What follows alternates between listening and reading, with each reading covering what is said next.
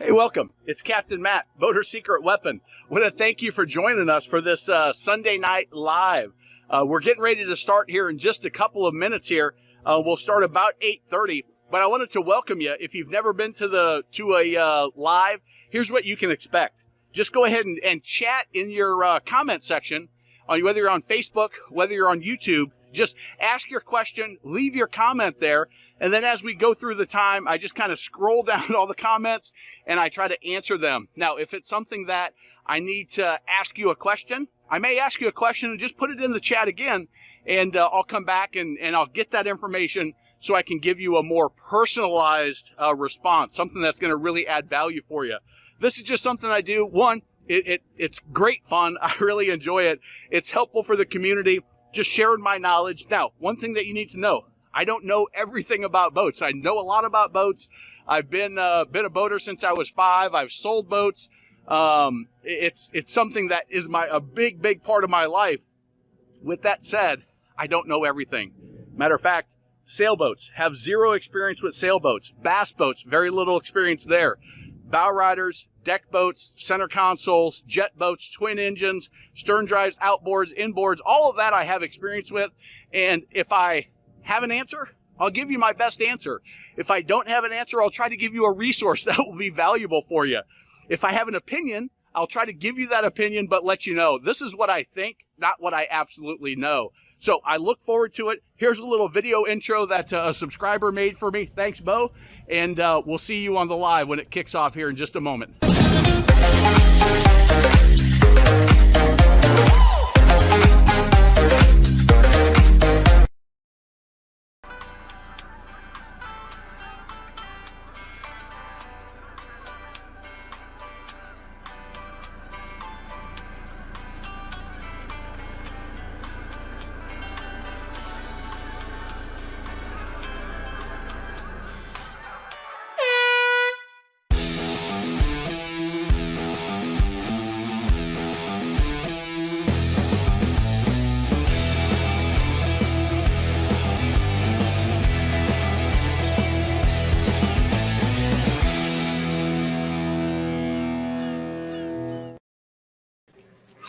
Welcome to the Sunday Night Live. I am your host, Captain Matt.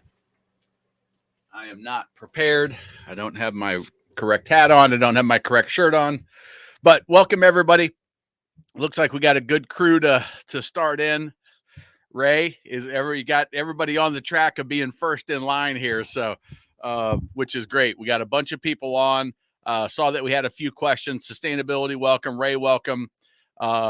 I'll talk about the Sharrow propeller because I think that they will be coming down. I'll tell you my reasons why when I talk to them. Jerry, good to have you. We'll get back to those questions. Corey, good to have you. Happy Sunday. Mark, good to have you. Brock, good to have you. You did any fishing this weekend? 211, you got any news for us? Any updates? Any dates? Eric, welcome. Bo, welcome back. A lot of familiar faces, familiar names out there. Chris M, welcome back. Good to have you. Ace, Arctic T, welcome. That's a new name I don't recognize. Good to have you. Brian, welcome from West Virginia. Wicked Down, welcome. First timer, good to have you. Oh, I thought that was going to be a comment, but that's a thanks to Bo. So let's jump up. The very first Arctic T was right in first with the first question. So welcome everybody. We are through daylight savings, that means warmer weather, longer days, or not warmer weather necessarily, but longer days, summertime. That's what it tells me, gets me excited. So live in Washington, taking delivery on a new fiberglass boat. Can I wait until after the first season for ceramic coating wax? First thing. So when they be moored in a cover slip, Arctic T, when they pop it out of the mold, it has wax on it because they wax up the mold really, really good when they spray the gel coat. So it'll have some wax on it. When you ceramic coat, you actually are going to take that whole wax off and start fresh so that ceramic coating can adhere directly to the gel coat.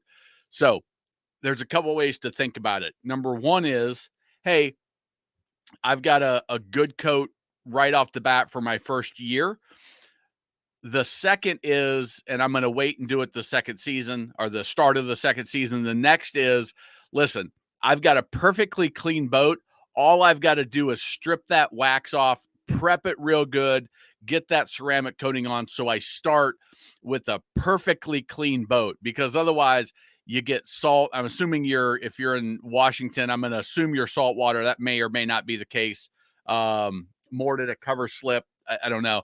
It may be inland fresh water, but you take it and you strip off all that wax, and then you do the ceramic coating. I have not done a ceramic coating. It's all about the prep. The cleaner, the better looking the boat is, the better results you're going to get from that ceramic coat. So there's benefits to each. My instinct would be, if you're going to get it done, you're going to invest the money, is I would get it done right out of the gate. I would just get it knocked out and start with a perfectly fresh boat, perfectly fresh gel coat, strip it, get it prepped perfectly, and get it on there before that thing gets its first layer of gunk on that. Now you've got to clean that off, and you've got to strip it, and you've got to hope that you get every crack and crevice and get it perfect before you apply the ceramic coat. So it's not a perfect answer, but it's the best I can do on that topic. If anybody has experience doing it one way or another and getting a better result, let me know. Be happy to hear that. 6 more inches of snow.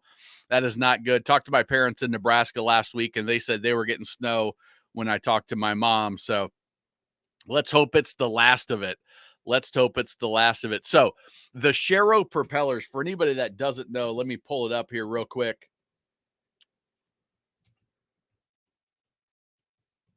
So the Sharrow propellers are like $5,000 to pre-order, and they are, let's see, they've got a unique design. I'm going to go big screen on this so you can see them. But you can kind of see there, they have got that cutout, okay?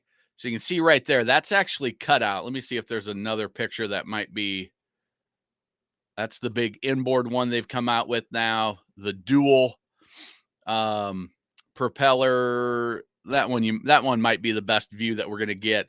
But you can see there actually is a negative. There's a part where they're cutting it out, or they're not cutting it out. They're building it that way.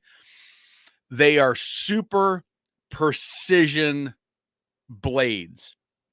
What I mean by that is every engine and potentially every hull gets its own design to get optimal performance, because they're selling them as more fuel efficiency. I think the numbers that they're getting from third-party testing is 30+% more fuel efficient, better top end speed, less slippage, and more efficient overall when they're running them. And because they have to design and make tweaks to it based on the engine, based on the hull that they're putting it on, and that means down to a Regal with the fast track stepped hull compared to a Cobalt, a Sea Ray, a Chaparral, because that stepped hull may change the water flow a little bit as it get back to the prop. They may have to make some tweaks to the design of the Sharrow propeller. So they're like $5,000 to buy them. Now, here's what I think is going to happen is, over time, they're building out their portfolio of these props. Now, they can't mass produce them like Mercury and Yamaha can on their propellers, and they've got to readjust their tooling as they're making, okay, we're making this for this boat, this motor, this boat, this motor, this boat, this motor. So it's not as mass production. So I think they're always going to be higher, but I do think we're going to see them come down to maybe double. Now they're 5 times the price of a regular prop, but maybe double, maybe 2.5 to 3 times as they get more designs.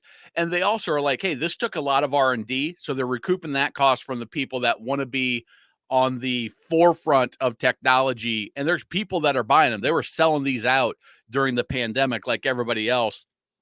And so the demand is there even at that $5,000 price. So I think when that demand starts to diminish, then we'll see. And they've got more prototypes, not the right word, but more specific propellers built for the boat motor combination. That's when we're going to start seeing them come down. But it might be a couple of years. So, but I've talked to the guys when I was at IBEX about them, and the numbers that they were getting, I was looking at different boats, different combinations, and they won the innovation award last year from Boating Magazine, from the Miami Boat Show, and it is a substantial improvement in everything. More command while docking the vessel, 30% greater range because of the 30% greater fuel efficiency in that main RPM band that us pleasure boaters run, 2,500 to 4,000. Noticeable less vibration and noise because of that little notch they're taking out. Something about that reduces the vibration, makes it more efficient. Up to 50% more reverse thrust. I hadn't seen that one before. Significant speed increase at mid-range RPM. Superior handling and turning in high speeds, because it's not cavitating. It's not spinning out when you are taking a tight turn. Especially happens on pontoons and tritoons. You take a sharp turn, and if you don't trim that motor all the way back down, it can blow out on you in a sharp turn. And that is not eliminating it, but really, really reducing it from what I'm told.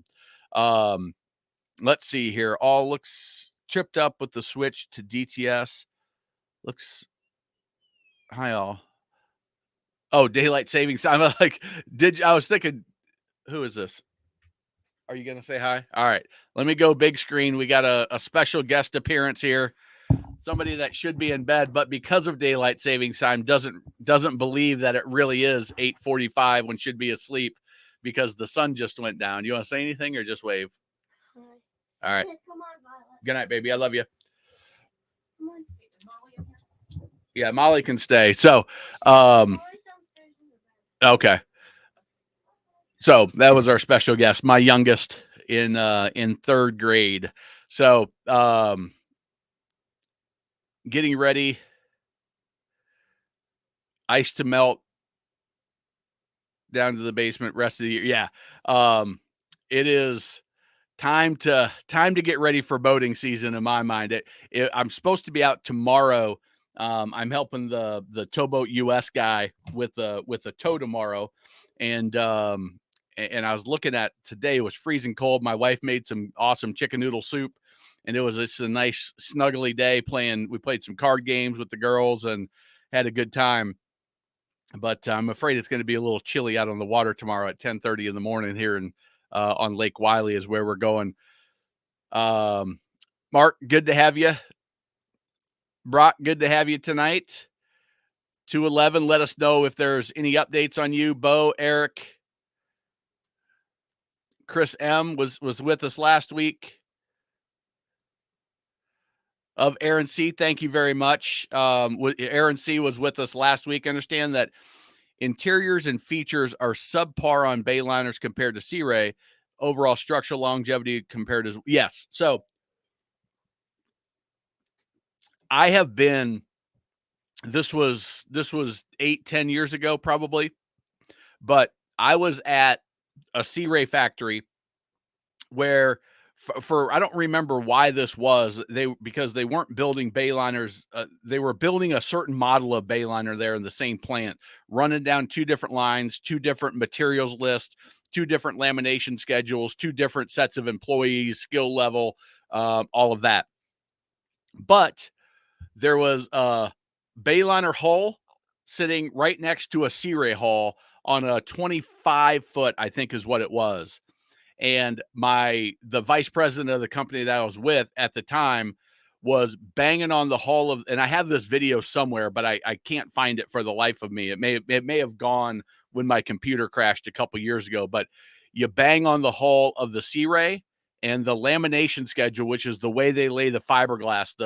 They lay it from the inside or from the outside in. So gel coat gets sprayed, the smooth exterior, very, very thin layer. Then they layer like some sort of barrier coat, vinyl ester resin that's going to give some waterproof to prevent osmosis. And then they're going to lay the lamination schedule of resin, woven, chop gun, whatever it is that they're doing, the different materials that they use. And if you look at a C-Ray lamination schedule, it's going to give you about 1.5 inch thickness, 4 inch or double that. So 3 inches in the hull and the keel area, because what they do is they'll lay it. This is the mold. They'll lay it down one side and up about 1/4 to 1/2, usually up to the chine line on the other. And then, so it's like this, they lay it up, dry, they rotate it on its axis. It's in a mold that flips back and forth. Then they lay it down this side and up this to the chine line about. So you've got double thickness here at the keel. So on the gunnels, you're about 1.5 inch thick and this is just on a 25-foot bow rider. So on the cruisers, they'll lay a little bit more. Each model has its own lamination schedule, but they're similar sport boat like SPX, SLX, SDX they're going to have about the same lamination schedule in that group. The Bayliner, you banged on the hull and you could see it flopping. Okay. The lamination schedule was a little bit more than half.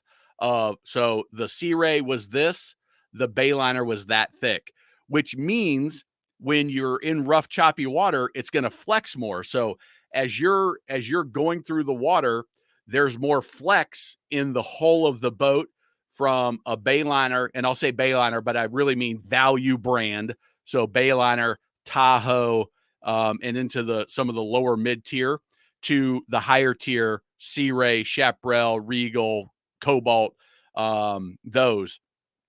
I'm sure I'm listing out on some, but because now you've got that extra flex when you're going through chop, you over time, that flex is going to adjust the way the hatches close up. They're going to twist and tweak a little bit. The furniture is going to twist and tweak a little bit. It's not going to fit as well. You don't have as much thickness to go in to attach things. So you're going into where the shoebox fitting goes. You've got the hull and you got the deck, and they set it across like this, like a shoebox, and they screw in every 6 inches or so to adhere those and run a bead of sealant around, or adhesive, I guess is the better word. You got that, and then you screw it in. That doesn't have as much to go into, and it does. It makes a difference. 5 years from now, you can see where things have shifted a little bit. You'll often get where that shoebox fitting is, especially on the corner on the transom, anywhere there's a sharp curve, like that almost 90-degree curve that you see going from the hull side to the transom, the swim platform area. You'll often see that sort of come undone, and now you get a gap in there where when it came from the factory, it was fairly tight, but after the twisting and tweaking, that adhesive comes loose a little bit, and now you get a gap in there, and there's potential for water. That's where a lot of the spray comes in, right? On this back corner right here is where I'm talking about, and that's where a lot of that spray is coming in. You're taking off. It might even be, depending on how big a motor it is, it might even be submerged, depending on where that rub rail is, and that water's getting kind of splashed up, and it's almost submerged going right in there. All of that stuff is how, let me go back to the question and make sure I got that all, but it goes to the longevity of the boat in general, all that twisting. Now, with that said, a Bayliner hull, it's going to last 30, 40 years. It's not like it's going to crack in normal conditions. If you're running it out at 35 miles an hour and 30, 40 footers, in 3 to 4 footers, you're running at 30, 40 miles an hour. Yes, then you potentially are going to get some cracks and damage but if you're running it on a lake or you're running in 2 to 3 footers at 20, 25 miles an hour just up on plane, the hull is going to last, but it's all the other things as it twists and twerks, and screws are going to start to come loose. They're going to get stripped out. The hatches, latches, the windshield is a big one that adjusts, and now the windshield doesn't quite close right. You're seeing it kind of tweaked a little bit, and things aren't matching up the way they used to when it's new.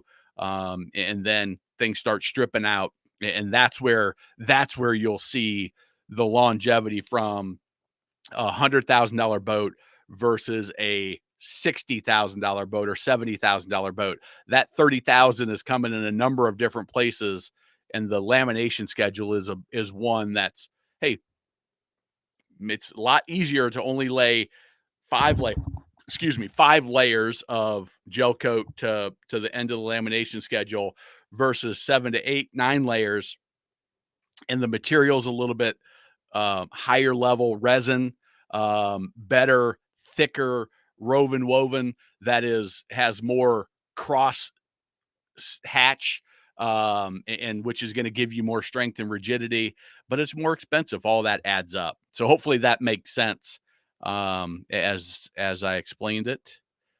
Let's see here. Let me get back up. And again, of Aaron C., thank you very much for the contribution. I believe you did the same thing last week, and very much appreciated supporting that.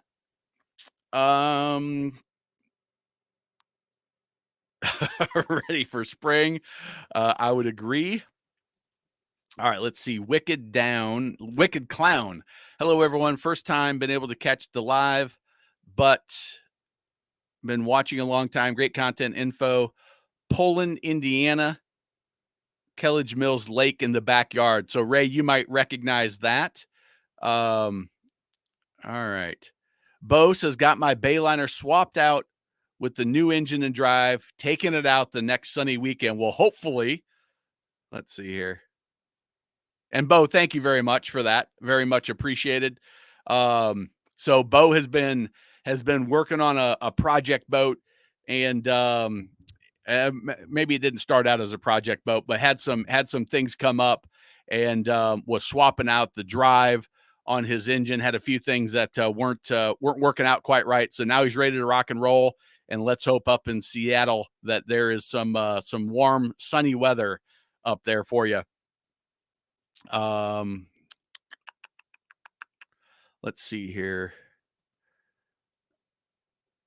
Wicked Clown. Thanks for the rod and reel info. Bought Cabela's 4 rods. That's awesome. And Brock, that thanks is directed to you. So I appreciate that. That was 2 weeks ago. 2 weeks ago that you gave that information. Followed up with the dealer. They said it's supposed to hear this week. Now for a few more weeks waiting. Prep, do system checks, weather. Yeah, well, it is nice to know though when it's sitting at your local dealer. Let them prep it. Let them do their PDI, their pre-delivery inspection checklist that they need to go through. They'll probably put it on the water, run it, do a little shakedown cruise, make sure everything's looking good. The techs will go through, put all the stuff together that needs to be put together. If there's a bimini, if there's any adjustments on the T-top, any electronics that need to be installed. So awesome, man. Excited for you. Showing my cousin the channel for the first time. The boating itch is getting him too. There you go. Keep recruiting them, Bo. Keep recruiting them to the boating life and to the channel. Very much appreciated. That's awesome. Brock, now you just got a few small things and a transducer to get. Yeah, getting all the electronics and all that set. Arctic. Okay, saltwater. That's strip the wax. First day you get it, ceramic coat. Yeah, a lot easier to start with a brand new boat. Never touched the water. That's was kind of my thought too. And Arctic T, I don't know if you've watched the channel much, but Brock has been a boater. Brock probably knows more about boating than I do, because he's fishes a lot of tournaments. He's got a bass boat. He's got a center console boat. He was up in the grew up in the Maryland area, Chesapeake, but he's been on rivers, lakes, saltwater. Very, very knowledgeable, very experienced, and always has some great insight to share. So I would take his advice as a very expert source for sure. Let's see. Jerry says, "What are you folks seeing in new and used boat market? Things starting to pick up, prices high, dealers discounting. It's really interesting. I haven't done. I did my market update in January. Um, I've gone to a couple boat shows. The sales, from what I'm hearing, now this is coming from salespeople and from sales managers. So you always got to be a little. Everybody, it doesn't matter. Everybody has a great show. We had a record sales. We sold more than we did last year. So you got to take that with a grain of salt. But being at the show, seeing the traffic, talking to people from the channel that I know are going to buy. As a matter of fact, I was at the Lake Lanier Boat Show last Saturday, and I did a guy from the show just happened to be at that show, put a deposit on a bow rider, a Sea Ray 23, and contacted me to do the one-on-one support just to make sure he was making the right choice. And so we did the 30-minute Zoom coaching call, and he bought a boat. And I know a lot of people that have done that, hey, Matt, I'm going to the show to make a purchase this weekend. Just giving me updates. This guy invested in the consulting, just the one-on-one, because he was a little nervous about it. And so I know they're doing it. And because he did that, I also looked at his purchase agreement, looked at the pricing, did a little bit of research for him on the exact boat in a different market to make sure that the price he was getting was a really good one. And they were discounting. I don't think I've got it. Yeah, I don't have it printed out anymore. I've threw it away, but they discounted it $9,000. Then we talked it over and said, there's probably a little bit more in there. They wouldn't come off the price anymore, but they threw in $1,000 service credit, and they threw in an extra 3-year extended warranty on the, what was it, a 200 Merc outboard. So that's a $1,500 or so extended warranty if you were to pay retail, the Mercury product protection plan. So what I'm seeing and what I'm hearing is they're giving more incentives. Rebates are in play for some manufacturers, but the dealers are discounting more. On used, they're still up there. There are still a good number of people buying trader.com, buying used boats. So I'll do the little used boat search that I did. Excuse me. All right. So we do zip code. I did 500 miles, 29720.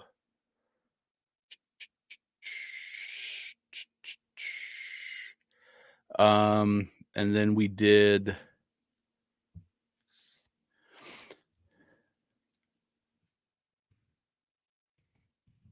10,000, 75,000.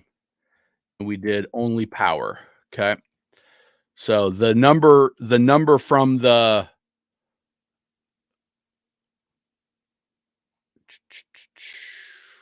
and we did used. Okay. Whoa, what's going on here? Engine type all. What is going on?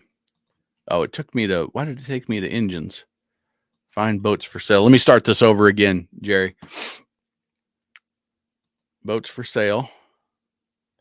Used.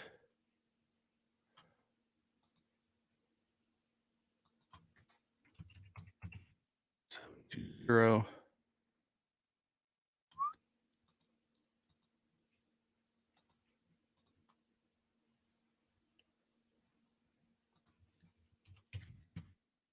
10,000.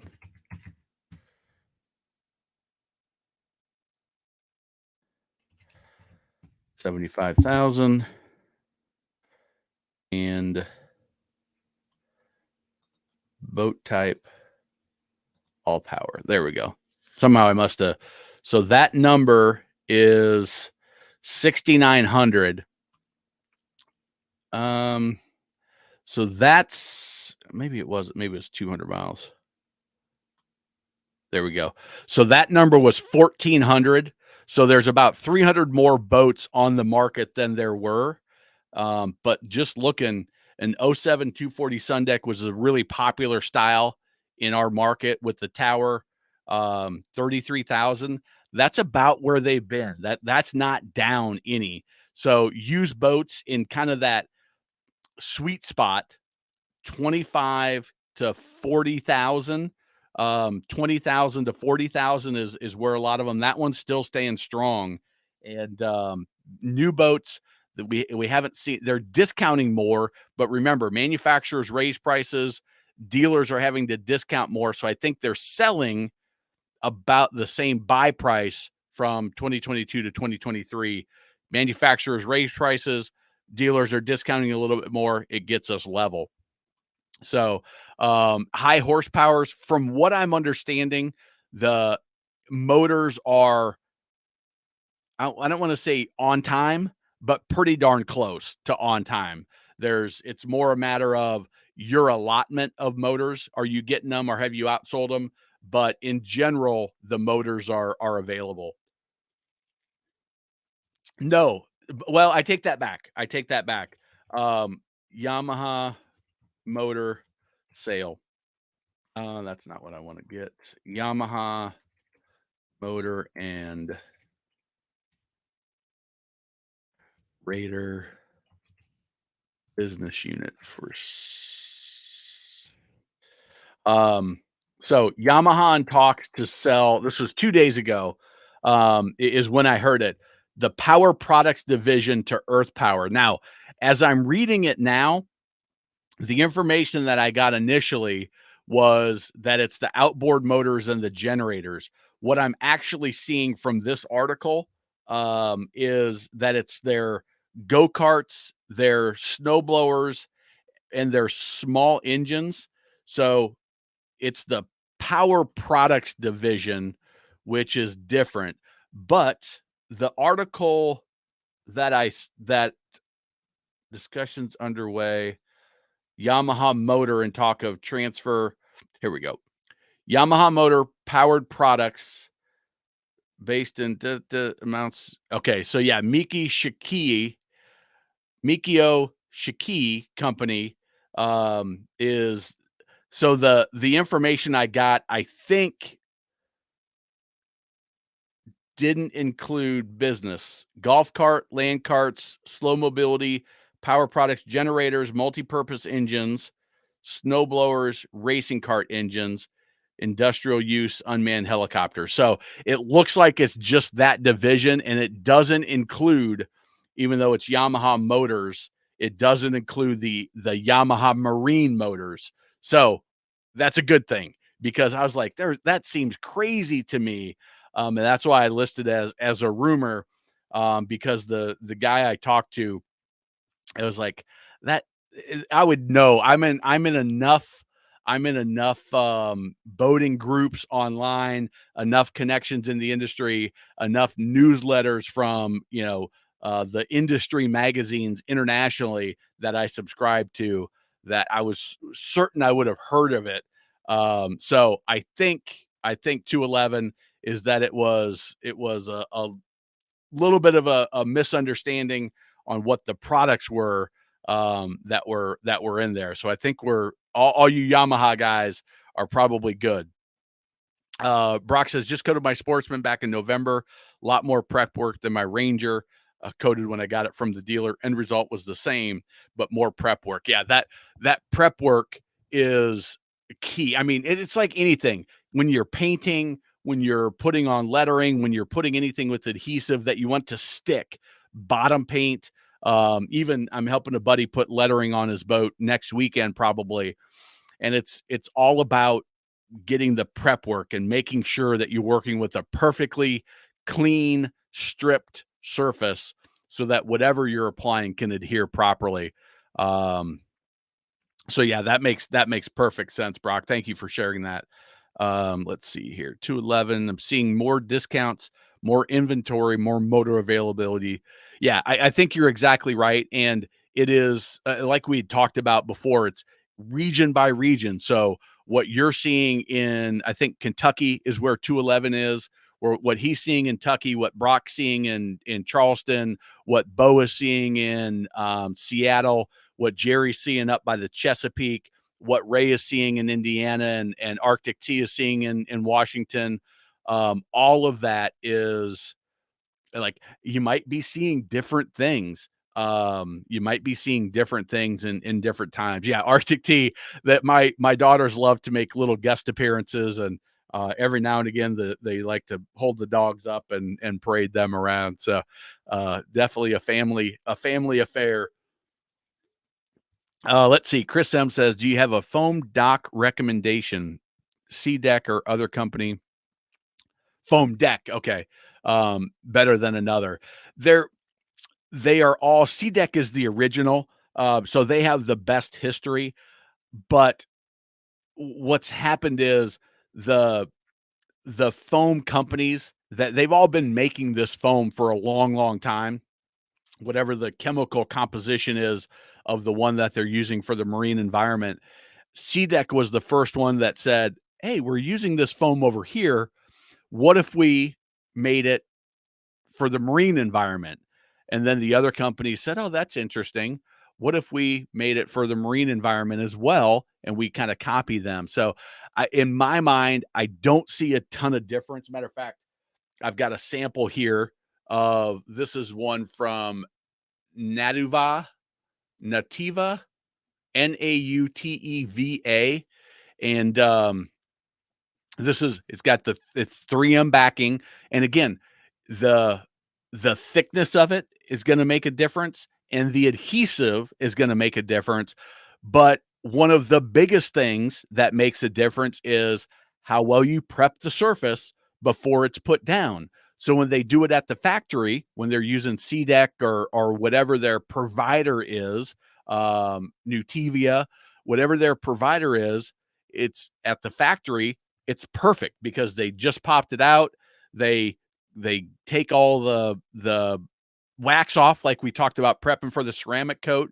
So whether it's using acetone, whether it's using that degreaser to pull off, I don't know exactly how they do it in the factory, but they strip it down perfectly clean, perfectly dry, no dust, no nothing, and then they put it on, and no, like this, if you pull this back, no getting your finger on the corner, because it's that corners parts that's always going to fail first. That's where the water intrusion is going to happen, on the edge, and usually the corner is where it's going to get popped up, because when you're putting it down, somehow you get your finger's got grease and oil on it, and now that adhesive doesn't seal as well as it could. Doesn't matter what you're doing, that's a common thing that's happened. So it's about prep, and then it's about application and making sure you don't get any grease or oil on that adhesive that they're using. But I wouldn't say, and I've got CDEC samples somewhere around. Um, I've not seen one be significantly better than another. They do make different grades though, so that's what I would look at. And then Chris, I don't remember what boat you have from the other week, if you even mentioned it, but make sure that the prep is done really, really, really well, and that the corners and the edges, especially on swim platforms, that you're like just perfectly diligent about it. Okay. All right. Let's see. Oh, thank you very much, Chris. Um, very much appreciated. You are welcome. Let's see here. I was just getting to the next one that somebody had.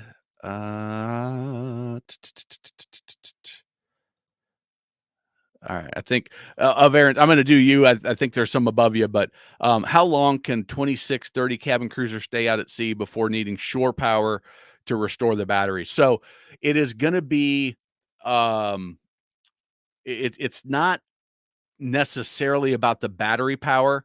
It's, do you have a generator? If you've got a generator, you can stay out there till you run out of fuel. And in a 26 to 30-foot cruiser, you'll have room for a generator, a built-in generator. 26, maybe not. 28 feet is where it really, you almost always will have a generator. 26 to 28 depends on the year, depends on how the engine room's laid out, depends if they ordered that option or not. But if you've got a generator, it's a matter of till your fuel runs out.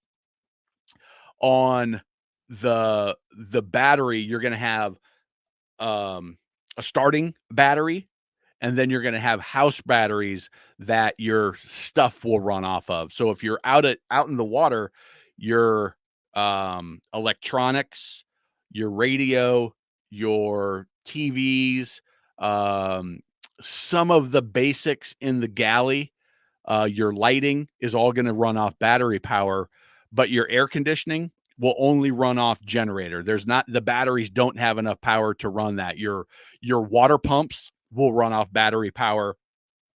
Your microwave will likely only run off the generator or shore power. So you've got to be one or the other. And then as you're running the boat engine, that alternator is going to charge all of your battery bank, right? Now, depending on how much you're pulling and how much it's putting in, there's a limit there. But you might have, depending on how big the boat is, what's all on it, um, 2 cranking batteries, 2 or 3 house batteries that are running all the systems. And but the generator is really, when you're in that situation and you're staying out long periods of time, it's more about the 12 gallons of gas that your generator has and how long that will last, or whatever your fuel capacity is. And frankly, the generator, you're only going to run it when you're running your big systems. So, you could run the generator during the day when you need the AC, and at night you turn it off, something like that. Now you can get even longer life out of it. Or, you only crank it up when you need to cool the place down a little bit, run the AC for a couple hours, and then turn it back off. Um,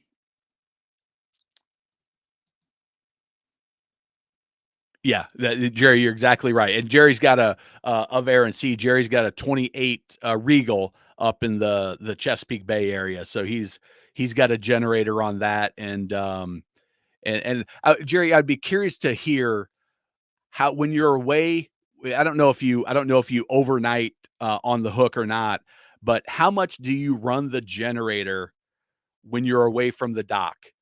Are you running the generator almost all the time when you're away from the dock? When you're underway or not underway, you can run it either way. Or do you very, very seldom run the generator? It's somewhat dependent on your boating style.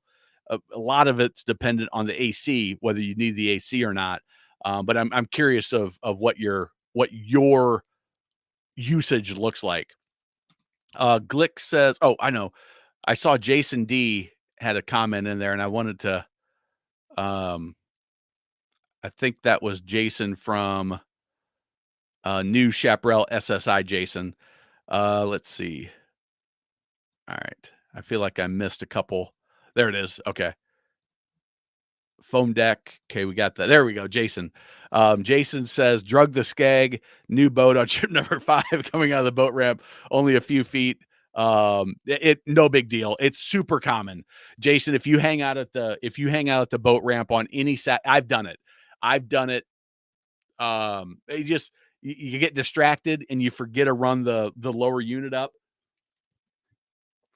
I did a lot more when I was 16, 17, and my brother and I went. My brother's 2 years older than me, and it got to a point when my brother started driving that dad kind of said, so I was 14, my brother was 16. My dad said, "Listen, you guys are the ones that love this boating stuff as much as anybody.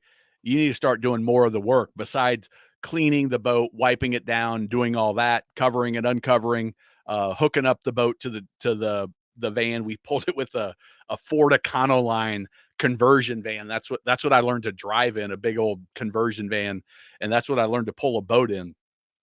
Our 18-foot Thompson I pulled with that. It was the very first thing I towed, and ran over a mailbox very quickly after the first night we got back when I was backing it into the driveway. It's another story for when we have a lull in the conversation. But when I was that age, I mean, I would drag it, once a year. I would, start talking to somebody, and my brother would say, "We ready?" "Yep, hit it." And then, "Oh crap, stop, stop, stop." That's why you always want to have the window down anytime you're backing down or pulling out. Almost anytime you're slow maneuvering with your trailer, I always have my window down so I can hear what's going on. As soon as I hear a weird sound, I stop instantly, or somebody screams, "Ah!" Then you stop instantly. But it's super common. If it's really, really rough, take a file and file it down a little bit, but it's not going to have any major impact on you. You're going to be okay. It's ticking you off more than anything else, because you're like, "Son, I just bought this boat." But don't worry about it. It happens to everybody. And you are, um, you're done the same thing everybody else does at some point. Just kind of go through your mental checklist when you're in the boat before you hop out.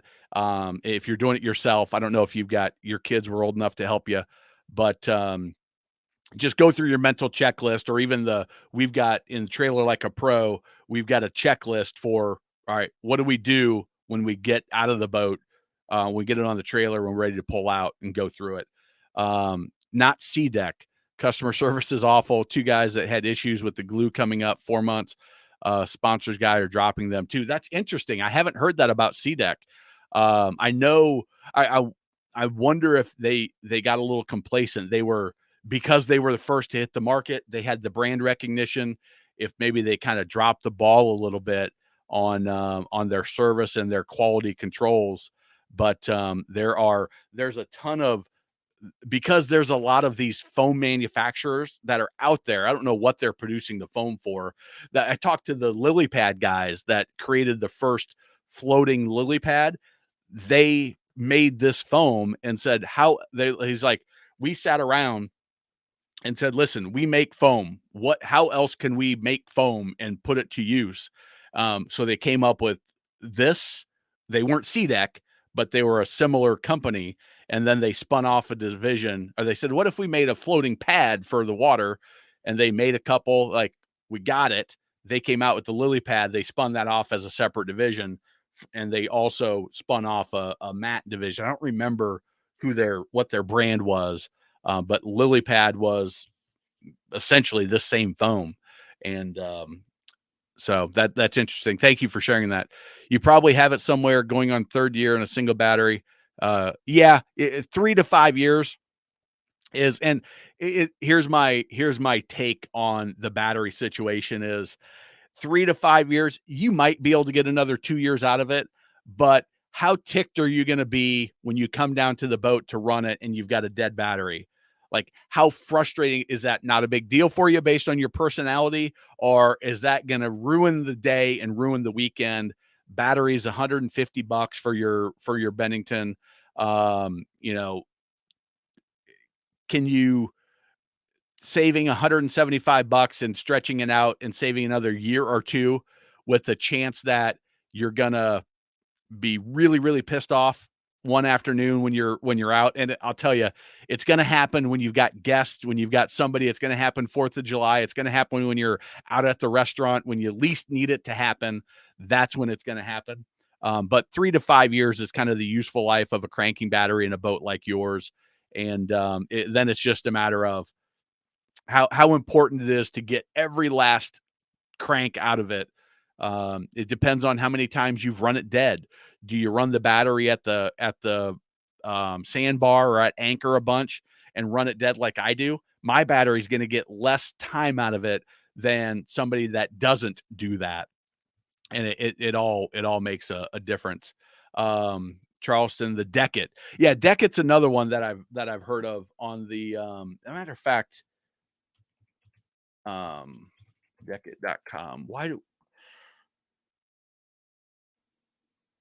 mm,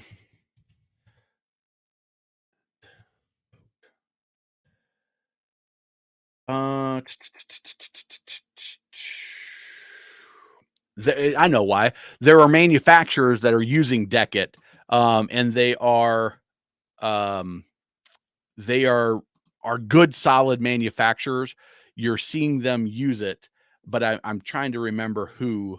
Um, I'm trying to remember who it is that's using them, but I've seen their brand in some boat builds when I've been going through there.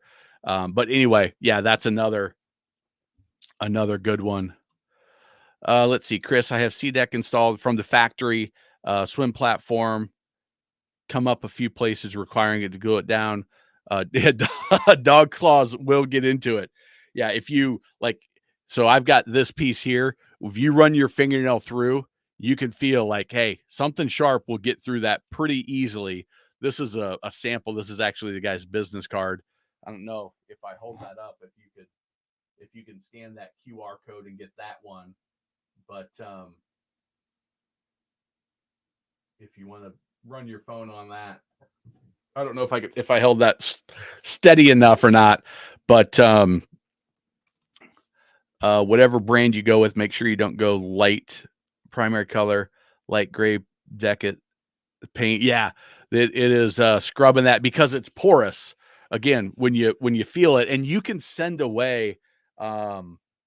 Some of them will send you color samples, or if you go to the local um, distributor or rep for this, the retail company that will actually install it. You can also do it yourself and buy it that way. But either way that you can feel, yeah, if you go with the real light color, that it's gonna get some color stains in it potentially. Go with another brand when I praise for C deck. Nice to see 30. Yeah, I think we're getting back into the season of it all. Again, thank you, Bo, for the contribution there. And send me some pics, man. Send me pics when you get out on the water when that sun comes around up there. Like the matte flooring of the transom, less in love with it glued to the cockpit floor, harder to clean, catches dust and dirt. Yeah, you're exactly right, Herb. That it is. I mean, if you look, and they're starting to put it everywhere. This is a center console where it's throughout, and much different to land a fish on that than on the textured fiberglass that our gel coat, that you get the scrub brush and it just goes right on, because that is as hard as glass, and it's not sucking up any yuck, any of that. Thank you, Ray. Hit that like button for sure. Share it. All of that, much appreciated. All right, we got that one. Arctic, you are very welcome. Generator, let's see. I've got a Four Winds deck boat getting delivered soon. Do you recommend paying for a ceramic coat from the dealer? It's again, Brock has ceramic coated his Sportsman, his 247 Open. He's also done it on his bass boat. It's got to be done every 2 to 3 years, and it's a matter of, does the dealer know what they're doing? Because you'll find some people say, "I'll ceramic coat." They don't understand the importance of the prep. They don't know how to do the prep. They've got some yard guys that, are making 10, 12 bucks an hour that wash their boats up, and they say, "Hey, you need to do the ceramic coat on this. All you got to do is prep it and spray it." Well, their attention to detail sometimes isn't great. Um, Same thing with detailers. A lot of them are offering ceramic coating, and some of them amazing. Some of them are diligent, and they are detail oriented, and they prep it perfectly, and they do as good a job as you can ask. Same for some dealers have that level of skill and attention to detail, and some don't. So what I would ask is, hey, Mr. Dealer, how many ceramic coating jobs have you done in the last 12 months? Let me go look at a couple of them. Let me see how good of a job that you've done. A boat that you did 12 months ago. Let me see how good it looks. Now, depends on, did the boat owner wash it down? Like, it's not just your ceramic coat. You don't need to touch it again. You still need to clean it off and do the proper care, and not wash it with the wrong type of soap, the wrong type of cleaning products, because now that matters as well, because that ceramic coat's going on. It's basically to give you a hard barrier between, but you use the wrong chemicals, you get abrasive, you do the wrong stuff, and now you can shorten the life. But hey, let me see a couple of the boats that you've done. How many have you done in the last 12 months? And if they don't do many, or the ones that they've done look like crap, well, then I would maybe say, let's hold off and let me find somebody really good in the area.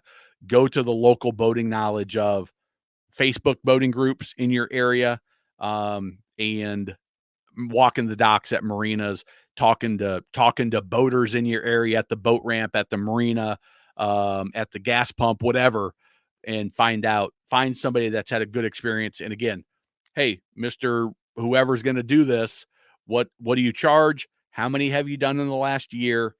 Let me go look at a couple. And that's how you make sure you don't, what your friend says, it's not worth it. Yeah, if you get the wrong person doing it, it's not worth it. If they don't know what they're doing, you're not getting your money out of it. If they know what they're doing and they do it well, you're going to love it. So, that would be my advice there. I don't know your deal. And Glix, I couldn't even tell you, if you told me your dealer, whether they were good or not. I don't have that level of knowledge for even of the dealers here. I couldn't tell you the dealers that I know personally. I don't know how often they do that. I don't know if they sub it out. I don't know who actually, dealers will do that as well. They will sell it and they'll sub it to their contractors, which again, may be good, may be bad. You just don't know. Follow the instructions, whatever coating you get. Flash time is the key. It's different for every brand. I think, I'm not sure what flash time is. I'm guessing it's kind of the curing time that you've got to apply it. But yeah, following the instructions and knowing what you're doing is so critical. And a guy like Brock, that is very, very, I just know, very meticulous, very detail oriented. A guy like me, I would be a disaster if I was to put something like that on. I'd be a disaster if I put C deck or a flooring down. I don't have the attention to detail. I don't have the ability to slow down. I'm a, oh, let's get it done. Let's get it done. What's next? What's next? Ooh, this is cool. And I get distracted. I wouldn't prep it right. So you've got to have the right type of person as well. Brock has that attention to detail. And you've got to know yourself well enough also when you're doing that. Anyone had experience with the safe floor decking option, limited warranty, tiny rubber bits mixed with resin, better than peel and stick? I'm not familiar with that. Safe floor boat views.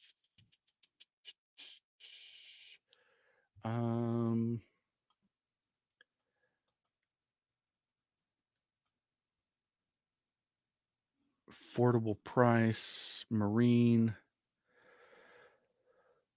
Safest, most durable floor on the market today. Personal guide, watercraft, fully warranty, flooring as long as you own your boat, commercial fishing.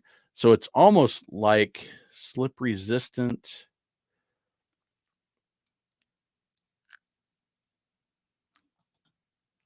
Interesting. I would like to see North Carolina, Michigan. So it doesn't look they've got a ton of, those are offices. I thought those are going to be dealers. Let me see. Facebook. I wish they had a YouTube channel so I could watch a video or so. I don't know. I don't know Arctic Tea. I don't know anything about this. Houston Auto and Boat Show.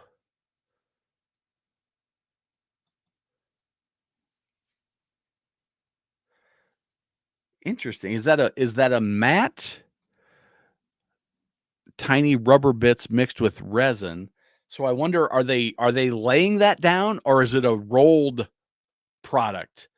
So are they laying down the rubber, pouring the resin on the boat, or are they doing that and then putting it on a backing and gluing that backing down? Be a pro service, isn't cheap. Trying to figure out if I can wait till the end of the season due to all the other. Yes, there is definitely the new boat. You're not done when you buy the boat. There's a lot of stuff, especially if it's your first one. There's a lot of stuff that comes with it.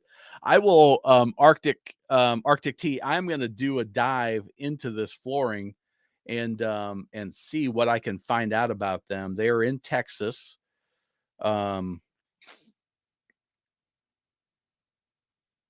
That's interesting.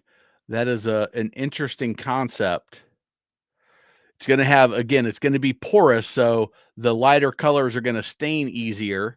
But I'm not seeing any videos. It looks like they've only got. Sorry if you guys are getting a little seasick from me scrolling. Yeah, no videos found, just photos.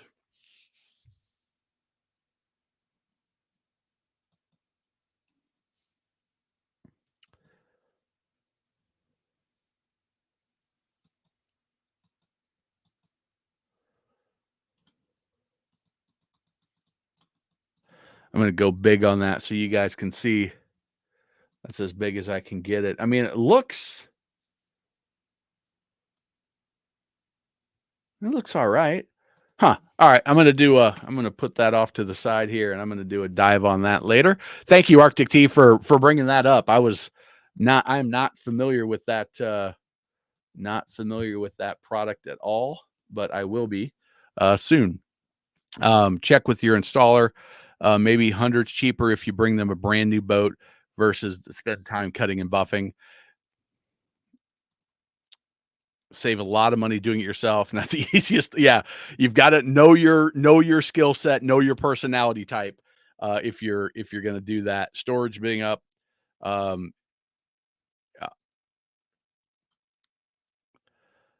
What's up with the Yama outboards not being lifted completely out of the water like the Merc's? Going to be dealing with it now.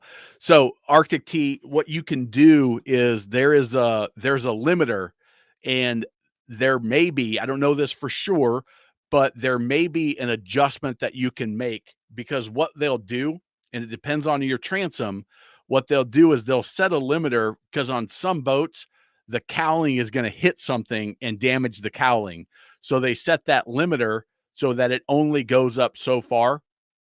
But if there's no obstruction on the boat, they can adjust that limiter instead of stopping here. I mean, it can almost certainly, unless that, I don't know what boat you have, but unless that motor is so heavy that it's dropping the butt end down into the water, and it's really sitting low in the water, I would ask your dealer, hey, can we adjust the limiter a little bit to get it further out of the water? And who knows how it was set, if it was set intentionally or if it was not. But there may be a chance you can resolve that with a simple adjustment. Thanks. Yes, better feeling. Boat be on the ground. Everything before for the sea trial. And with inventory, yes, for sure. That's on. He was 211, got a C Pro. I want to say a 248 Commander is what he got. Maybe a 268. I don't remember. Talk about adding stickers on your boat. I want to put a name on my boat. know where on your Bayliner M17 there, it can be difficult. 17.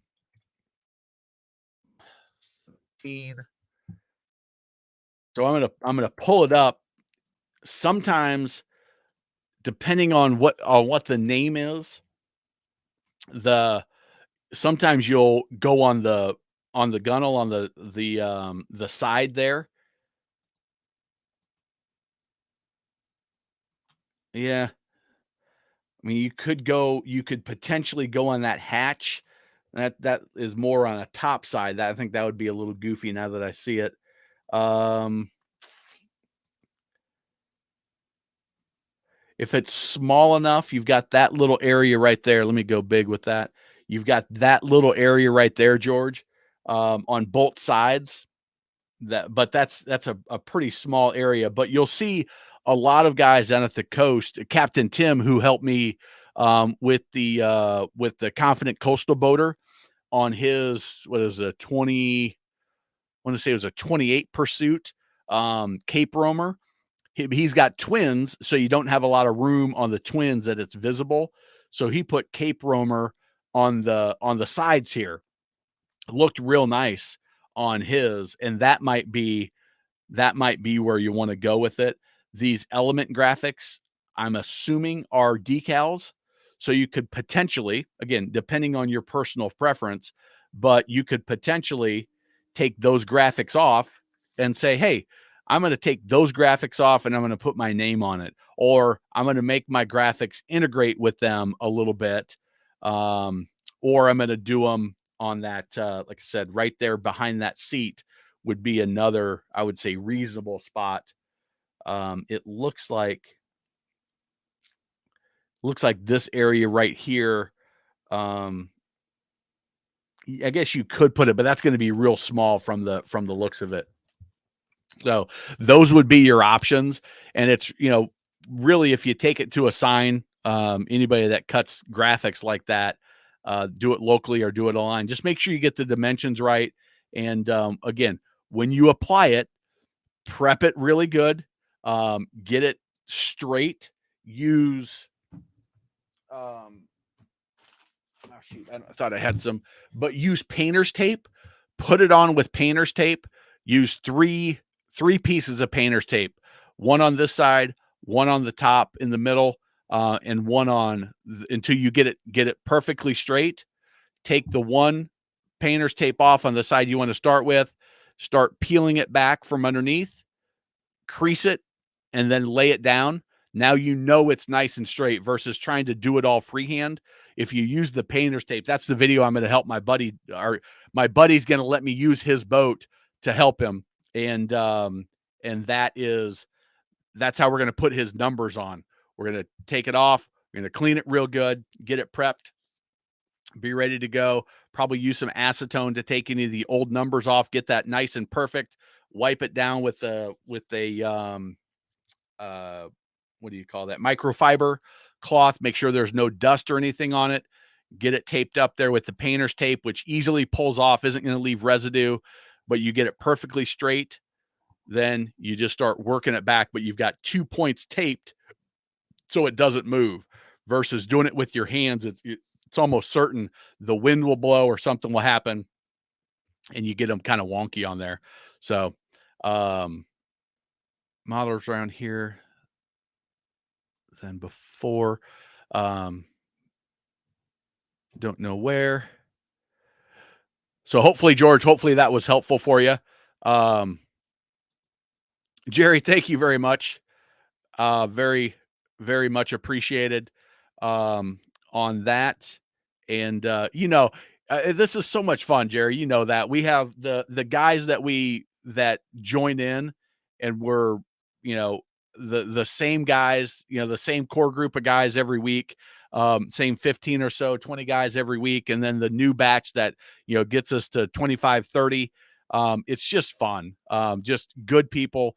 And I appreciate the financial contributions, and I just appreciate you guys showing up and listening as I ramble on. So hopefully, George, that was helpful for you on where to put that. You're limited, but don't don't forget that you've got that whole side, and to find something that looks good there as well. Had my Regal bottom painted recently, evidently first paint, trim tabs except for anodes been painted. New paint didn't do the tabs. Yeah, it's, I don't know. They'll typically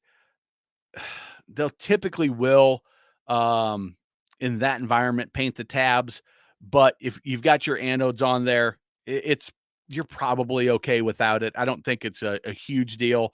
The big key is to make sure that they're not painting over the anodes, and that anode has good connection to the metal. That you want those surfaces to be meeting up, because if not, you're not getting the effects from the anode. So sometimes they'll just leave them completely. I wouldn't be too concerned about it um, on that. Thinking about the C deck, yeah, it looks great. Again, just know it's porous, and as Brock mentioned, the Chris M, thank you very much. Again, I think I mentioned that before. I saw that come in, very very much appreciated. Weather was awful for the tournament yesterday. 25-mile-an-hour wind all day. Guys in my club center consoles were fishing out of them. I had the sportsman out, 4 to 6 footers on the lake. Wow, that is a big day. Where were you at? I'm curious. Um, what water you were on? It was bad. Won the tournament with 7 pounds. We had 4 guys at a 50 weigh in. Uh, do the fish, like when it's rough and choppy out, do the fish just go down to the bottom and they're not active at all eating, or are they or was it just getting to anywhere decent was difficult in those conditions? I don't know much about fishing. I should probably learn a little bit. Had bad lid last week, Brock. There were 2 3-footers on the Lake Cumberland. Um, yes, get out there, see how that baby performs. Uh, Waves in the lake are rough. Per the ocean, wake waves are way too close together. Um, they just, when you start white capping on a lake, they're just right on top of each other. We don't even in lake boating, we don't even talk about frequency in the wake. It's just, you see the white caps and you know it's going to be a rough one. And yeah, 4-footers, 6-footers on a lake that's some nastiness. When the temps are cooler, just run our generator every few hours to keep batteries topped overnight in the heat. Go through a lot of generator hours to stay cool. Yeah, that running that generator, I think it was of Aaron C. Running that generator will also recharge the house batteries. So when you're running that, not only can you run your AC, you can run your microwave. A lot of your if you make the switch over, a lot of your stuff that can run on battery will then run off the generator, and the generator's recharging your house battery, so you kind of replenish those. Herb, I don't know what kind of boat you have, or maybe I do, and I forget. I'm thinking Tiara, that you've got a Tiara, but I don't know if that's correct or not. I might have just totally made that up. Actually, you don't have a generator. My boat was an option with one. We're going to buy a portable battery bank generator. You know, I was watching, let me give this guy a shout out because I really like his channel. And Brian, you may recognize this guy, RV nerd. Josh the RV nerd. He's actually a sales guy, but he did an update, and in California, they're leading the way to ban generators because generators are creating way too much greenhouse gas because they're very inefficient. That now, I'll just leave that there. I'm not going to make any more comments on that. But because of it, they're banning generators in California. So it might be a generator manufacturer, I don't remember, but they're making somewhat of a hybrid. They're making somewhat of a hybrid um, group, or a hybrid generator slash battery bank. Um, Thank you, Arctic Tea, very much again. That's it. You got it. And so they are creating a generator that only runs for a short period of time to charge up the battery bank. And so when you're at when you're running your air conditioning in the RV, you don't have to run the generator the whole time. You just run your generator to replenish the battery bank, and they're, I assume, lithium ions that have longer battery life and can hold more power. The AC runs off that, and then you run it for as long as you need to. When it gets low, then you crank up the battery, versus the battery or the generators putting out all this power just to run the AC. And so that might be a technology that could be used in some boats. You've got the weight issue, that RVs don't have that same weight constraint that we do in the boating world. So I don't know enough about it, but he mentioned it in that video. I thought it was really interesting. And if you're into RVs, this is me on steroids. This guy is way more. He's been selling RVs for 16 years. He goes super deep. He's super knowledgeable. He's kind of a fun guy, and I watch his channel because I think it helps me do a better channel for you guys. And so that's the RV nerd, Josh, the RV nerd. And let's see here. Thought about C deck from George. Hopefully you got some good insights on that from the conversation, George, if you were here earlier. Weather was awful. We got that. 4 guys weighed in, 4 footers. Yep, for sure. Temps are cooler. No. Okay, there we go. I'm caught up. Unless you have an inverter, 120 appliance outlet, need a generator to run. Yes, for sure.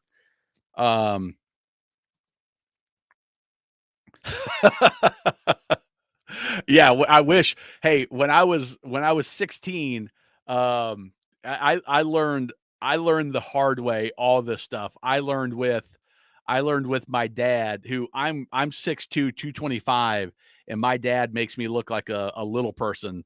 My dad's 6'4" and probably 300 pounds, and he worked for a living, and big bare hands, and he drove. He's just, he knows how to do all that stuff. And so I learned how to drive the boat. I learned how to back the trailer. I learned all the boating stuff with him right over my shoulder. And him and I would butt heads. I was pretty stubborn. I was just like him is the problem. He was pretty stubborn, and we would butt heads all the time. And I was always so nervous to do all of that stuff. And I definitely could have used Trailer Like a Pro. I could have used the docking course then too. That was difficult. Best center console for the money, 20 to 23 foot. So, Chad, when you're looking at best for the money, I'm going to refer you to this video. I don't want to lose that. Where is?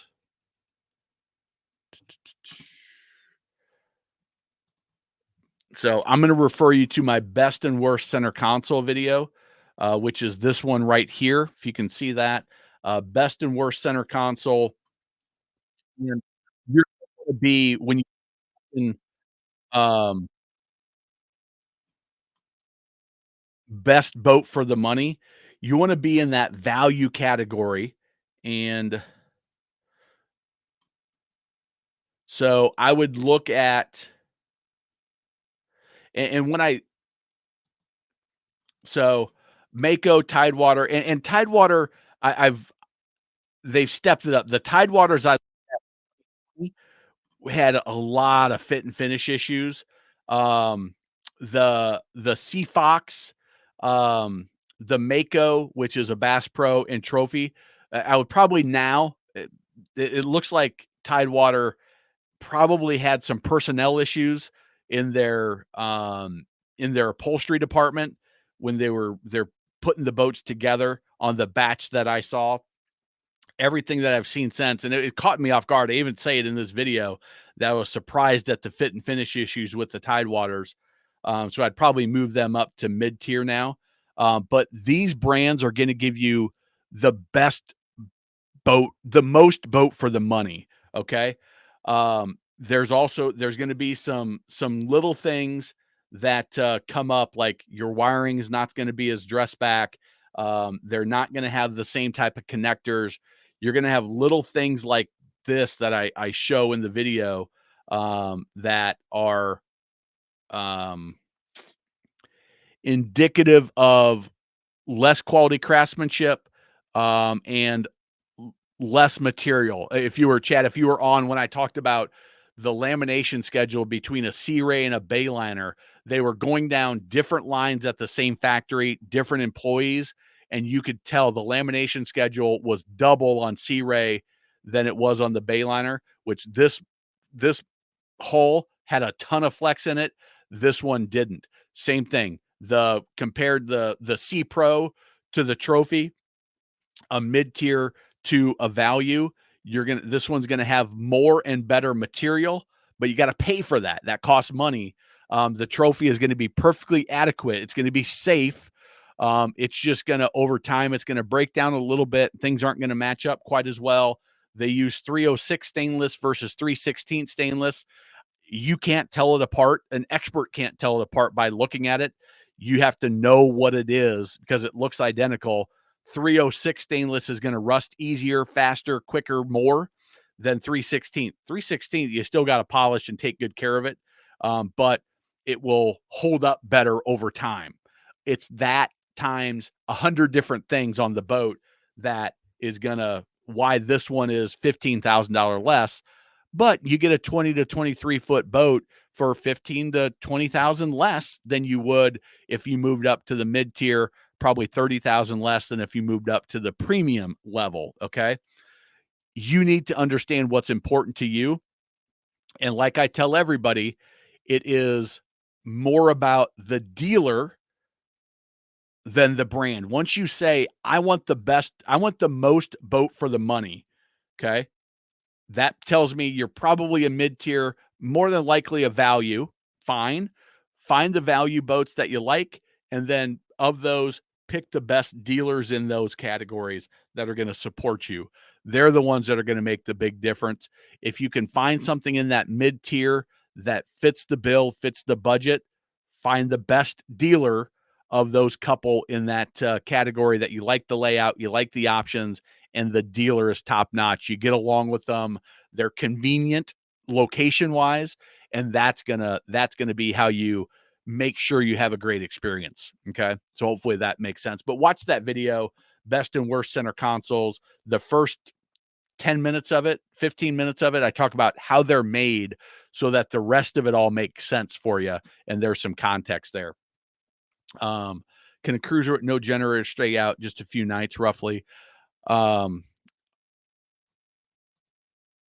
Depends on what you're running while you're at anchor, but overnight you have charged house batteries. 2 is fine.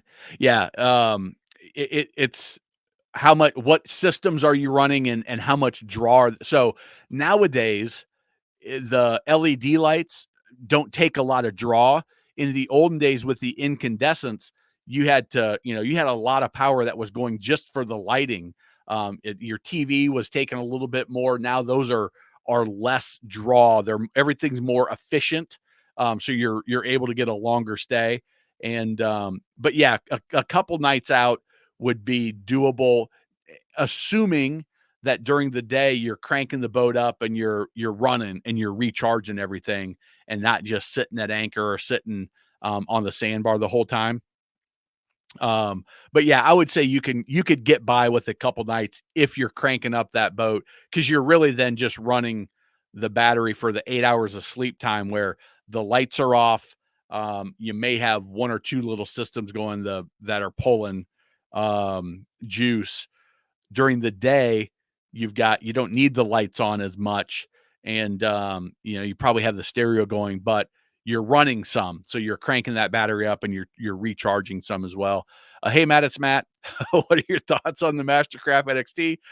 Planning on ordering it. So Matt, I did the video. Welcome to the channel. I don't recognize your name, but welcome to the channel. And we did the best and worst wake boats. I don't know why I made this god awful yellow and green. I might need to go back and change it, but maybe it's because I was thinking the wake boats have all these different color combinations. and I thought that would stand out. But check out that video. Mastercraft is definitely a premium brand. NXT is their value option in their brand. So the NXT is probably a mid-tier. Mastercraft's a premium brand, but the NXT is a mid-tier model. So I would put them in with Taiga, usually the boats are premium and value, like Heyday, um, Supreme on the value side. But what you get with the NXT is you usually get a top-notch dealer. Most of the Mastercraft dealers are solid. Make sure that's the case before you place the order, that they're going to support you when an issue comes up.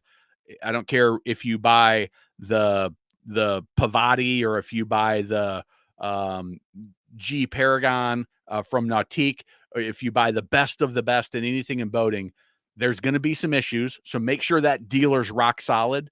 Um, I think you're going to get a good surf wave. I don't know what level of surfer you are, but you're going to have a good experience with a good quality boat. You're going to have good resale because of the Mastercraft brand. I think in the resale market that helps you a little bit. Anytime you go with the lower level of the premium brand, I think that helps you in resale because the people that are coming to buy it used may not realize that the NXT is on the value side, in the tier, and so you get a little bump. They know the Mastercraft name is good, but they don't know that the X-Star is the top level. They just everything is Mastercraft. So I think you're good. Just as you go through the ordering process, know your budget, know the things that are really important to you. If you haven't surfed a bunch and you don't know exactly what's important, go talk to some guys that surf the way you're going to surf, that use the boat the way you're going to use it. So if you know, hey, we use our heater all the time, that's an option that the guys that I know in my area that have it, that surf a ton, love it. They're like, you got to have it because you're out surfing. You can extend your season. You can stay out later into the evening. You can start early in the spring, go later into the winter. You can, even if it's March, you get out there and you get in and it's cold. You turn that heater on, you put it up under your towel, and it warms everybody up. Those are the types of options that you may think a heater on a boat, that's ridiculous. But there are some options like that on these boats that can really be valuable for you. But you got to know how you're going to use it. So ask around if you don't know. If you've been surfing for a while and you're moving into your first new one, you probably have that figured out. And then, negotiate on the price. If you're ordering, find out what they have in inventory. Maybe they'll make you a better deal on an inventory boat. If you're ordering, when is it going to come in? And will I get it before my season starts in my area? Those are some things that will be important for you. But no, I think you'll be in good shape. Know that in the Mastercraft line, it is the lower level, which means they trim some things down in the materials. But really what they're doing is they're scaling back in the extras. You look at the helm and you'll see it. You look at the contouring on the seats, instead of doing a back that's contoured and all one piece and really looks nice and is super comfortable, is they might just do two cushions that come together at a 90. It's still great, but it's cheaper for them to build it that way, and that's how they get the price down on those. And it's not going to be as deep. It's not going to have as high of freeboard.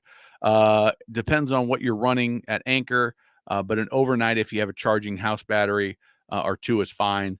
Number of batteries. You're right, Jerry. Number of batteries makes a difference as well. Your alternator will charge batteries while running the main engine during the day. Yep. I was contemplating attempting to live on a powerboat out for like 2 weeks at a time. I would say, well, I don't know.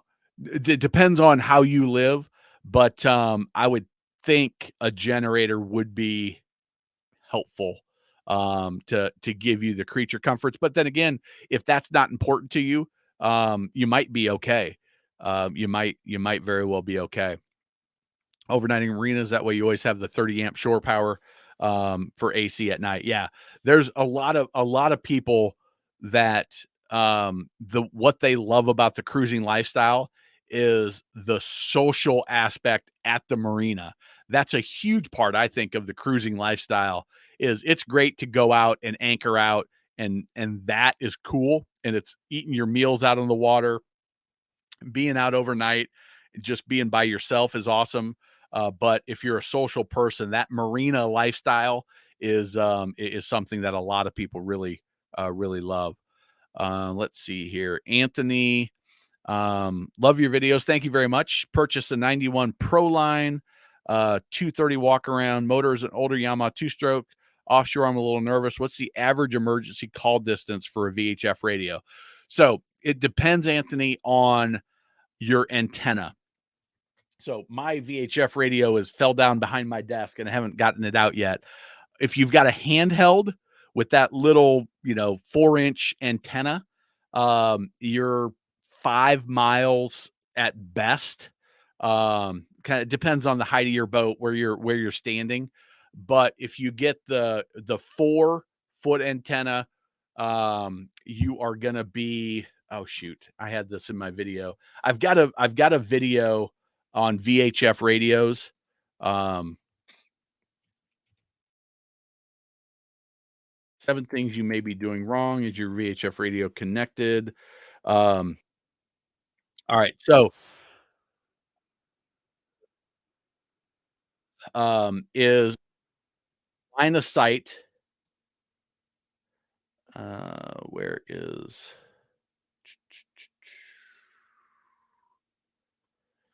Mayday? Well, shoot. I don't know if it may not be in this one.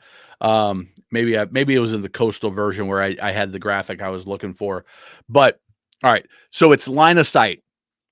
So what you have to take into consideration, Anthony, is the curvature of the Earth. Okay, so the higher up you go, your antenna is, the more you can get around the curve of the Earth before the Earth starts blocking it. Right. So if the Earth is like this, it's going to block you at a certain point and your signal's not going to get up.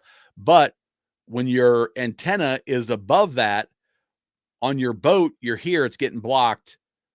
When you're 4 foot higher, you might get across. The weather.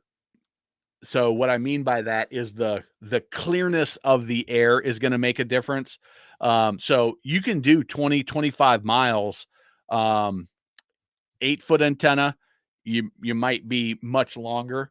And then you want to make sure, again, because it's line of sight, a lot of people, because of bridges, because of marinas, because of it, just they think it looks better. They've got their antennas ratcheted down to this level. What you want to do is every time you leave, you want to make sure your antenna is straight up and down, because when you have an emergency situation, you're not going to be in the mindset of, oh, let me put my antenna up from a 45 to a 90. So you want to make sure your antenna is up as high as it can be to give you the furthest range. So I'm going to assume you've got a 4-foot antenna on that 23 rock around. So what is the range of a 4-foot VHF antenna on a boat? It depends on the wave conditions to a certain level. They can get in the way when you're down in the trough. You're down 3 feet. That's going to make an impact as well. But you can see 10 to 25 miles. Again, the height of the antenna is big, and this is from Ray Marine. So when you go up to an 8-footer, yeah, here, this is the equation that you use. And it also depends on, Anthony, it depends on the receiving antenna too, right? Because if their antenna, and the Coast Guard, a lot of marinas, they will place their antennas up on their dry stack building. The Coast Guard has antennas that are on high mountaintops, or the highest point that they can get an antenna and still be in the range of whatever area they're covering. So that can increase it as well. But to the guy with the handheld, it's going to be maybe 8 miles, 4 foot antenna to a handheld, 4 foot antenna to a 4 foot antenna, maybe 15 miles, 4 foot antenna to the Coast Guard, maybe, the full 25. So there's a lot of variables in it. But you can get a long ways off. And the one thing you can control is your antenna. How long is your antenna? Is it hooked up right? Do you have the right cabling? Are all the connections good and solid? Are you running at the right wattage? So, let's see if um, there's a watt button that you can go down to the one, or I believe it's 5 or 6, which will the higher the wattage will extend your range as well. If you're just doing a local call like a Securite or something like that, you can go down to 1, and that's going to reduce the power of your signal, so that you're just getting the immediate area. A Securite is, hey, there, Securite. This is whoever. um, there is a telephone pole floating in the channel at, whatever marker you're at, or GPS coordinates, and you're letting people know there's a danger in the area. It's not an emergency. It's not a pon or a mayday, but it's a, hey, this is something you need to know for local knowledge. You do that down at the 1, but if you're calling for an emergency, you want to be on the higher wattage, and that's going to give you the maximum. So just make sure you understand those things. And in this one, and in is your VHF radio connected? That is the Maritime Mobile Service Identification. So if you saw on this image, if you saw that little red button, there's a button you can push that actually, and this is going to give you a further reach, because it goes by, um, it is a different signal that's sending a text message essentially, which is going to have a longer range. But you can program that in, register your device to your boat, and if you hold that button down for the 5 seconds, it'll send out the message that the description of your boat, the serial number, or your numbers, the details, your GPS coordinates based on where you are at that time, and it automatically sends it out to everybody that monitors the emergency channel, which Coast Guard, most marinas, CETO, Boat US, all those people are going to notice it. They know when they get that distress, the DSC distress, that everybody comes running to help. So that gives you a little bit more. These Q&As are awesome. Thank you. I appreciate that. VHF's best based on condition. Yep. 7 to 10 miles, based on where the Coast Guard can hear you 70 miles out, 300-foot antennas here in the Charleston area. Yeah. They've got a highest point. They're getting up as much as they can. 100 miles off the Charleston coast. Rubber bits laid by hand. Okay, interesting. So that's that flooring that we were talking about, the safe floor, which I'm gonna dive into. Is your VHF DC? Yeah, DSC. We just talked about that. See, Brock in the comments. Brock is way ahead of me. He is running that power. Thanks, Matt. Reviews are great. Brand new. Limited dealerships. Pretty impressive. Thanks for looking into it. Yeah, that Arctic. What kind of boat do you have? I'm curious. I'm curious what you have up there. Maybe I want to say you said you had a cat, a power cat, maybe. I don't know if that was you or not, though. Again, thank you, Jerry, very much for your support, and not only your support today, but for for the last year.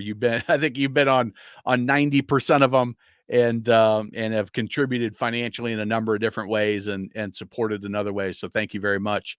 Yama, thanks for the advice. Bottom tip, lower unit, all the way up, sits in the water, inch or two max. Okay. Regularly scrubbing. How do you donate to the show? The super sticker there. I don't even know exactly how it does. I've done it on another one, but I forgot. So thank you guys that figured that out. There should be a dollar sign somewhere if I remember right. Let's see. Getting the deeper spots, that was a problem. Trying to hold there. Yeah, yeah, I can imagine in 4, 5, 6 footers, the Santee Cooper. All right. We are, oh crap, we're at an hour and 40 minutes. What's your opinion on the best bottom finish for raw gel coat, wax, ceramics, or something else? So Bob, this may come as a surprise to you, but raw gel coat is, here's what happens. It's the same reason, it's the same concept. I'm sure there's a different reason why it's there or why it works, why it is this way. But the step tall, like the Regal Fast Track is probably the most common. You see it a lot on bigger center consoles. But the reason they do that is because it aerates the water, which reduces the friction. Because you got more bubbles, you're not going through 100% friction. You're going through, maybe at 70% or whatever those bubbles are air, have less friction than the water, so you can get through it faster. It's the same concept why when I was a kid, Dad made us wax every inch of that boat, from the orange stripe that was around the top, that was for looks, the sides, and underneath on a 16-foot tri-hull. Then we did the same thing on our 18. We did the same thing on our 22 crown line. But what I learned after I was laying on my back turtle waxing with the little turtle wax pad as a 12-year-old and 15, 16, 17-year-old under there waxing away, is that actually reduces the speed of your boat because it creates more drag. You think it's perfectly slick, that's going to improve your performance. The reality is it's perfectly slick, so you've got 100% friction.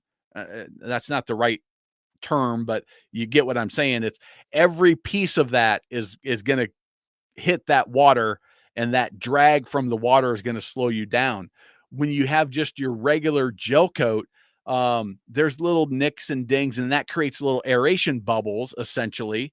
There's probably a more technical term for it, which means that you're not 100% drag. There's a percentage that there's some air bubbles in there. So maybe it's 90%. It's not as much as a step tall, probably, but that's going to give you better performance. Now, if I'm doing it because I want my boat to look best, I'm not concerned about that extra mile an hour, 2 miles an hour, or the 10% increase in efficiency, or it's probably not significant. But I don't want the scum on my boat. Then I would wax it or ceramic coat it.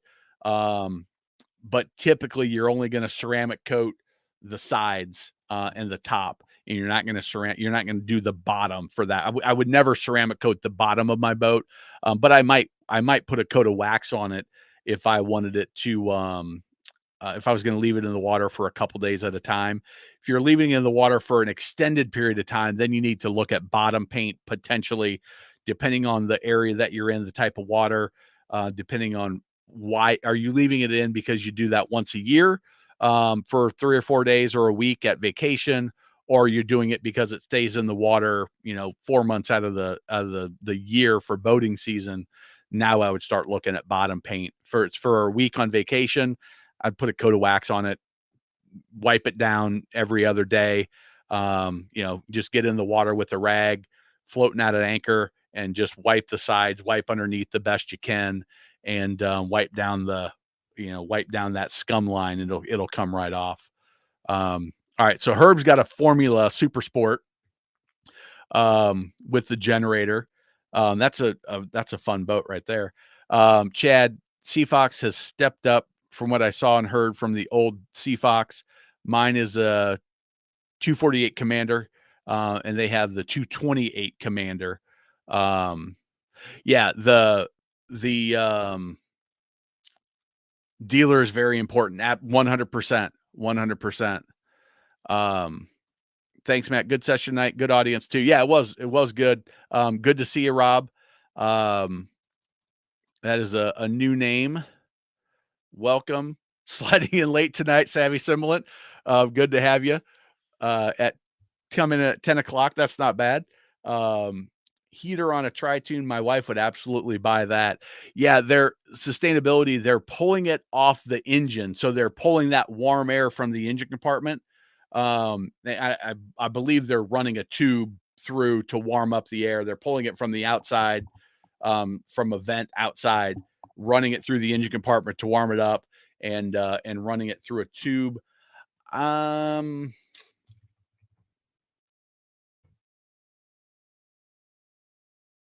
Let's see, portable heaters.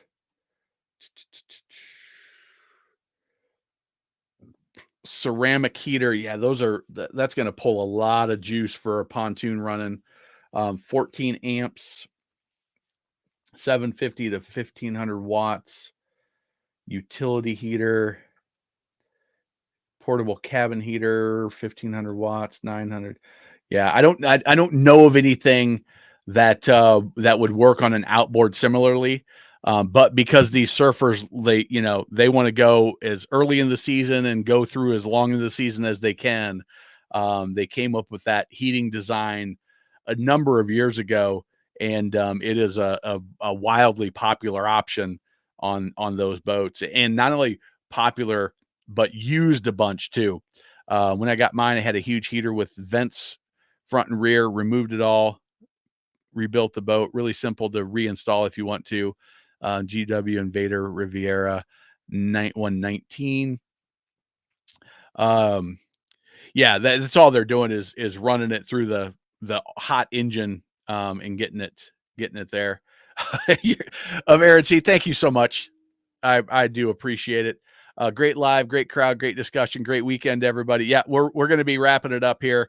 Hour and 50 minutes. Heater hooked to open system, just like a car. Yep, you got it. Saw over 40 forks tonight. Oh, I didn't even see the 40. I saw 30 something. Everybody, thank you very much. Everybody that that donated, I very much appreciate it. It is awesome. I think I showed this image the other day. This was a cool little email I got from a guy that he said he got more out of my best boat captain training than the captain that he hired locally.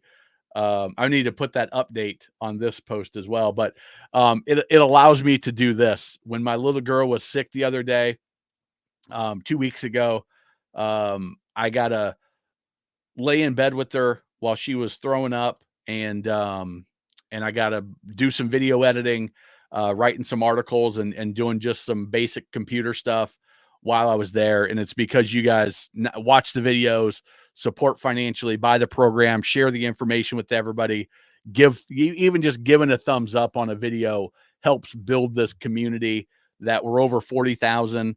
And it's fun. It's awesome. I love getting the messages like this from people that get a great value from it, from people like you guys that show up at this live every week, ask good questions, teach me stuff.